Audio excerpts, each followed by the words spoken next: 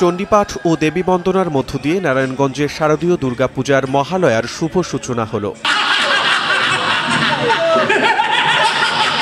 রোববার ভোর থেকে নগরীর আমলাপাড়া সার্বজনীন পূজা উদযাপন কমিটির উদ্যোগে স্থানীয় পূজা মণ্ডপে এই মহালয়া উদযাপন করেন সনাতন ধর্মাবলম্বীরা।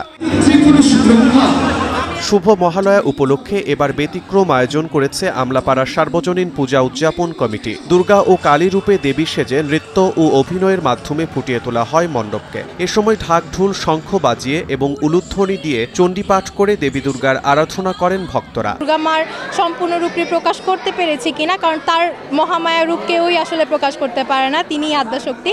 তার হয়তো কিছুটা আমি প্রকাশ করতে পেরেছি, কিন্তু সম্পূর্ণ আসলে কারো পক্ষেই সম্ভব না। মা কালীর রূপে নিজেকে প্রকাশ করতে পেরে সর্বপ্রথম খুবই আনন্দিত, কারণ মা কালীর যে রূপটা সেটা সবাই করতে চায় না এবং করতে ভয়ও পায়।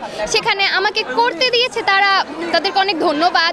আর আমি সেটা আপনাদের মাঝে ফুটিয়ে তুলতে পেরেছি, তার জন্য নিজেকে অনেক আনন্দিত। মায়ের নাম নিয়ে যেন সুন্দরভাবে চলতে পারি, আর মায়ের আশ্রয়তলের জন্য আমরা সবাই ভালোভাবে থাকতে পারি, আমার দেশের অবস্থা আরও ভালো হোক এই প্রার্থনা করছি। মা দুর্গার মতো যেন সুন্দর মতো সব অসুরদের সব বিনাশকারী যেন মা এইভাবে বিনাশ করে দেয় এবং বাংলাদেশ যেন খুব সুন্দরভাবে যেন এই প্রকৃতি নিয়ে ভালো মতো থাকতে পারে। আমি এই প্রার্থনা করছি যেন বাংলাদেশকে খুব সুন্দর মতো মা দুর্গার মতো সবাই যেন ভালো করে তুলতে পারে। আমরা মনে করি যে এই মহালয়া একদম 7 দিন আগে শুরু হয়, এর মাধ্যমে আমাদের পূজার যে আবেশটা শুরু হয়ে যায়। আজকে মহালয়া আমাদের বাঙালির সব থেকে শারদীয় উৎসবের আগমনী উৎসব। সো আমরা উপভোগ করছি মহালয়া এবং আমরা খুব আনন্দিত।